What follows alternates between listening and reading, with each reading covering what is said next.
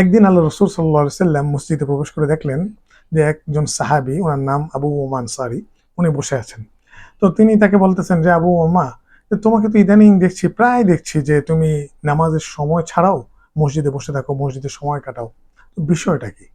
তখন আবু উমামা রাদিয়াল্লাহু তাআলা আনহু বললেন, ইয়া রাসূলুল্লাহ, আমি ইদানিং খুব বেশি ঋণের পেরেশানিতে আমি ভুগছি, বা খুব বেশি ঋণের পেরেশানি রয়েছে আমার।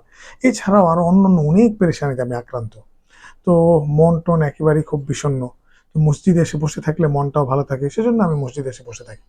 তখন আল্লাহ রসুল সাল্লাল্লাহু আলাইহি সাল্লাম তাকে বললেন, হে আবু উমামা, আমি কি তোমাকে এমন কিছু কালেমা শিখিয়ে দেব, বা এমন একটি দোয়া শিখিয়ে দেব, যে দোয়াটা পাঠ করলে আল্লাহ পাক তোমাকে ঋণের যে পেরেশানি আছে সেই পেরেশানি থেকে মুক্ত করে দেবেন।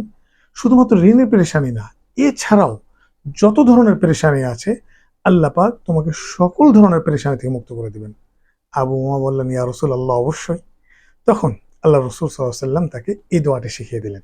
আর দোয়াটি হচ্ছে এই, আল্লাহুম্মা ইন্নী আউযু বিকা মিনাল হাম্মি ওয়াল হুজন ওয়া আউযু বিকা মিনাল আজজি ওয়াল কাসালি ওয়া আউযু বিকা মিনাল জুবনি ওয়াল বুখলি ওয়া আউযু বিকা মিন গালাবাতিদ দাইনি ওয়া কাহরির রিজাল।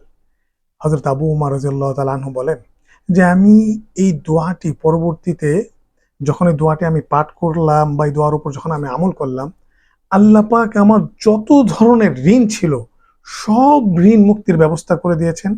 এছাড়াও অন্যান্য যা যা পেরেশানি ছিল আল্লাহ পাক প্রত্যেকটা পেরেশানি আমার দূর করে দিয়েছেন।